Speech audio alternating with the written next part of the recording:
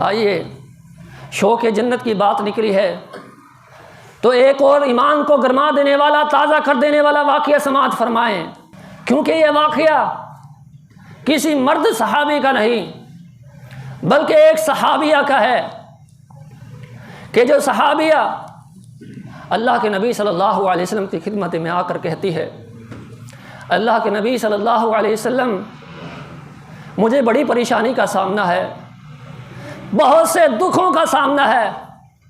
وہ دکھ کیا ہے؟ اللہ کے نبی اتنی بیمار ہوں کہ مرگی کا دورہ پڑ جاتا ہے۔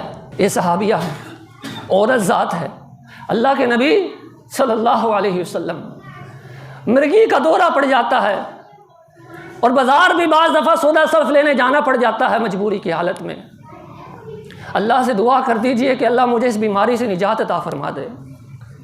نبوت والی زبان نے ارشاد فرمایا کہ میری صحابیہ اگر تو کہتی ہے تو میں اللہ سے دعا کر دیتا ہوں، لیکن اگر تو اپنی اس بیماری پر صبر کرے تو اللہ تبارک و تعالیٰ تجھے اس صبر کے بدلے میں اپنی جنت کا مہمان بنا دے گا۔ شوق جنت کو امام کائنات صلی اللہ علیہ وسلم نے ایسے اپنے صحابہ کے دلوں کے اندر راسخ کیا۔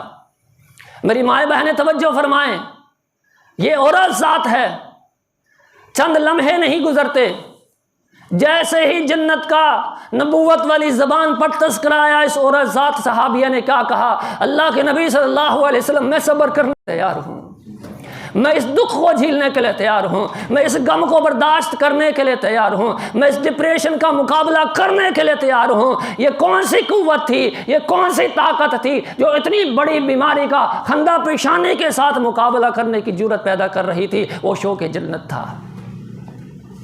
اتنی بڑی تکلیف کا مقابلہ، شوق جنت جب آیا تو وہ تکلیف نہ رہی، کہا اللہ کے نبی صلی اللہ علیہ وسلم میں صبر کے لیے تیار ہوں۔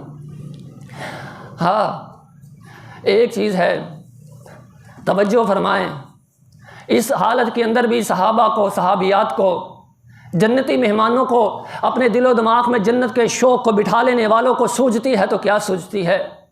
کہا اللہ کے نبی صلی اللہ علیہ وسلم صرف ایک دعا کر دیجئے کہ جب مجھے مرگی کا دورہ پڑتا ہے تو میرا پردہ ختم ہو جاتا ہے، جسم سے کپڑے ہٹ جاتے ہیں، دعا کیجئے کہ جب بھی مرگی کا دورہ پڑے میرا پردہ برقرار رہے۔ اتنی پرواہ اللہ کے نبی صلی اللہ علیہ وسلم نے دعا کی۔